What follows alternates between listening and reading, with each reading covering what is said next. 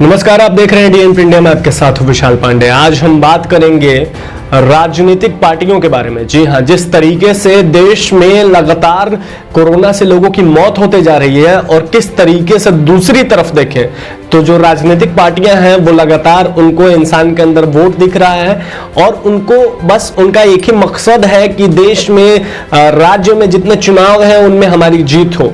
ये हम किसी एक राजनीतिक पार्टी को नहीं कह रहे हैं, बल्कि देश की जितनी पार्टियां हैं हम सबको आज कह रहे हैं। जी हां, इंसान की जान से बढ़कर भी जो है आज के जमाने में इनके लिए जो है चुनाव है, ये हमें देखने को मिल रहा है। पश्चिम बंगाल में अगर हम देखें, इसके पहले की 6 चरण के चुनाव तो कंप्लीट हो चुके हैं, लेकिन इन 6 चरणों में जिस तरीके से लगातार रैलियां पे रैलियां कर रहे थे ये नेता हमारे, या फिर हम देखें कि ना मास्क लगा रहे थे, ना सोशल डिस्टेंसिंग मेंटेन कर रहे थे, ना कोई गाइडलाइंस फॉलो कर रहे थे और लगातार गाइडलाइंस का धज्जियां उड़ा रहे थे।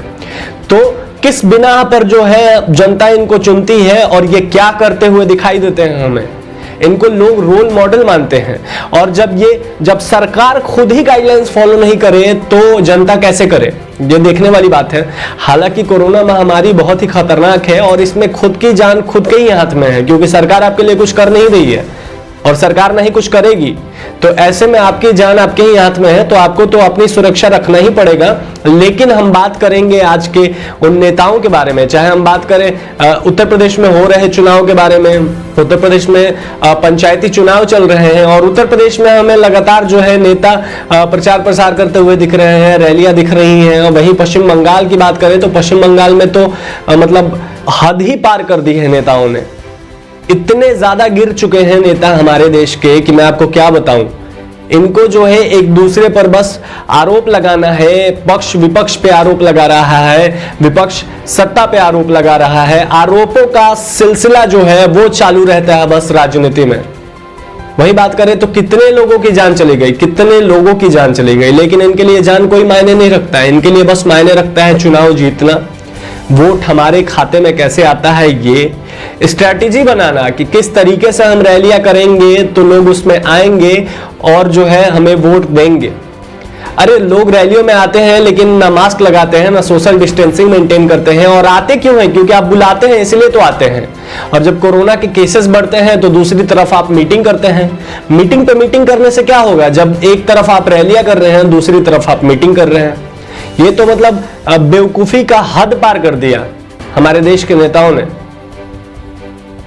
आपको क्या लगता है कि इस तरीके से देश चल पाएगा? इस तरीके के जो है लगातार एक तरफ हम जो है लोगों को इनवाइट कर रहे हैं, लोगों की भीड़ बढ़ा रहे हैं अपनी रैलियों के लिए, और दूसरी तरफ कोरोना का केस जैसे ही बढ़ा तो हम मीटिंग कर लिए, बैठ के वर्चुअल मीटिंग कर लिए। कोरोना के आंकड़े देखे देश में तो लगातार जो है कई दिनों से 3 लाख के पार केसेस आ रहे हैं।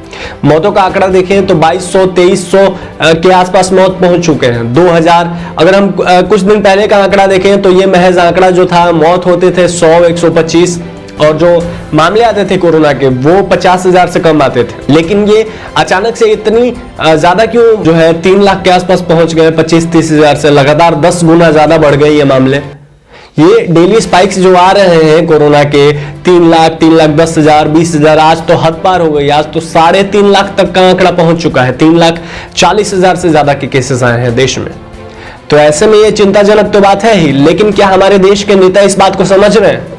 आपको बता दें कि लगातार जो नेता है वो ना गाइडलाइंस फॉलो कर रहे हैं, ना सोशल डिस्टेंसिंग मेंटेन कर रहे हैं। पश्चिम बंगाल एक उदाहरण के तौर पर बैठ गया है अब। जी हाँ, पश्चिम बंगाल में लोग वादा कर रहे हैं। जी, अगर ममता बनर्जी की बात करें तो वो भी वादा कर रही है कि हम सबको वैक्सीनेशन फ्री में करेंगे। वहीं बीजेपी ने भी वादा किया है कि हम सबको वैक्सीनेशन फ्री में करेंगे। अरे आप रैलियां बंद कीजिए, पहले आप रैलियां बंद करेंगे, उसके बाद ना जो केसेस है वो उसमें कमी आएगी। आप तो लगातार रैली कर रहे हैं। हालांकि 2 चरण के बाकी हैं चुनाव, इसमें मोदी जी की जो रैलियां हैं वो वर्चुअल होंगी, लेकिन इसके पहले की रैलियों की क्या करें? इसके पहले जो 6 चरण के चुनाव में लगातार जो अमित शाह, नरेंद्र मोदी, ममता बनर्जी, दिलीप घोष, शुभेंदु अधिकारी, इन तमाम लोगों की जो रैलियां हुई हैं, इन रैलियों में जो लोग संक्रमित हुए हैं उसमें पता नहीं चल पाता कि कौन संक्रमित है कौन नहीं है। ऐसे में तो बहुत ही मास लेवल पे लोगों में संक्रमण फैल जाएगा। तो आखिर इसकी जिम्मेवारी कौन लेगा? क्योंकि सरकार तो अपना पाला झाड़ते हुए निकल जाती है। सरकार जो है खाली वादा करती है कि हम आपको फ्री में वैक्सीन देंगे, क्योंकि जब पश्चिम बंगाल में नरेंद्र मोदी सरकार ने एक बार फिर से कहा कि हम पश्चिम बंगाल के सभी लोगों को फ्री में वैक्सीन देंगे, तब ममता बनर्जी ने उनको बिहार की याद दिला दी कि किस तरीके से जब बिहार में प्रचार चल रहा था, चुनाव चल रहे थे, तब कोरोना उस समय में फेज 1 चल रहा था कोरोना का, और कोरोना का वो टाइम पिक पर कोरोना था, और उस समय भी नरेंद्र मोदी सरकार ने कई तरीके के वादा किए थे। बिहार के लोगों को यह भी कहा था कि हम बिहार में फ्री में वैक्सीन देंगे, वैक्सीनेट करेंगे सबको, लेकिन क्या बिहार में फ्री में वैक्सीन मिल रहा है? बिहार की स्थिति देखा जाए तो बद से बदतर होते जा रही है। वहीं उत्तर प्रदेश के लखनऊ की भी स्थिति बद से बदतर हो रही है। दिल्ली की स्थिति तो पूछना ही नहीं है। दिल्ली में भी लगातार जो है केसेस बढ़ के सामने आ रहे हैं, लोगों को ऑक्सीजन नहीं मिल रही है, बेड नहीं मिल रहे हैं। तो ऐसे लगातार ये जो जितने समस्याएं हैं, इन समस्याओं पर सरकार अंकुश क्यों नहीं लगा रही है? क्या सरकार के पास बजट की कमी है? क्योंकि देखें अगर रैलियों में तो लगता नहीं है देखकर कि सरकार के पास बजट की कमी है। इतने बड़े बड़े स्टेज, इतने बड़े बड़े माइक्स, इतनी बड़ी गाड़ियां, हेलीकॉप्टर से घूम रहे हैं लोग, नेता, तो क्या लगता है कि ऐसे देखकर तो लगता नहीं है ना कि सरकार के पास बजट की कमी है। लेकिन सरकार आखिर ये सारी चीजों पर कंट्रोल क्यों नहीं कर रही है? सरकार जो गरीब तबके के लोग हैं उनके लिए क्यों कुछ नहीं कर रही है? क्योंकि अगर बात करें प्रवासी मजदूरों की, तो एक बार फिर से प्रवासी मजदूर अपने घर को पहुंच चुके हैं और कई तो रास्ते में हैं। तो ये सफर जो है प्रवासी मजदूरों का, ये एक बार फिर से शुरू हो चुका है, और ऐसे में वो अपनी नौकरी छोड़कर, जान बचाकर घर भाग रहे हैं अपने परिवार के लिए। तो आखिर वो क्या करेंगे? वो जिंदा कैसे रहेंगे? उनका घर कैसे चलेगा? सरकार को इस पर क्या सोचना नहीं चाहिए? ऐसे मुद्दों पर सरकार चुप क्यों रहती है? सरकार आखिर क्यों चुप्पी साध लेती है? अगर हम देखें ऑक्सीजन की, तो कल सर गंगाराम अस्पताल में दिल्ली में 25 लोगों की मौत गई। आज की बात करें तो जयपुर में 20 लोगों की मौत हुई है ऑक्सीजन से। तो एक ही बार में एक जगह पे 20 से 25 लोगों की जानें चले जाना, यह बहुत बड़ी बात है। और सरकार इस पर क्यों नहीं एक्शन लेती है, क्यों नहीं बोलती है? क्या हमारे देश में ऑक्सीजन की कमी है? जी नहीं, ऑक्सीजन की कमी नहीं है, लेकिन अस्पतालों तक ऑक्सीजन क्यों नहीं पहुंच रहा है सही समय पर? यह सोचने वाली बात है। तो इन तमाम सवालों का जवाब आखिर सरकार क्यों नहीं दे रही है?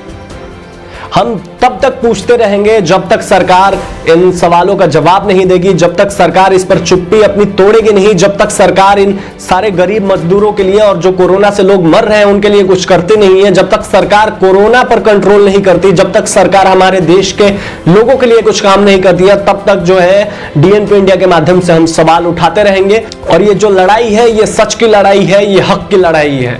देखते रहिए तमाम अपडेट्स के लिए डीएनपी इंडिया, हम आपको सारी अपडेट देते रहेंगे। और अब तक आपने हमारे चैनल को सब्सक्राइब नहीं किया है तो जल्दी से कर लें। धन्यवाद।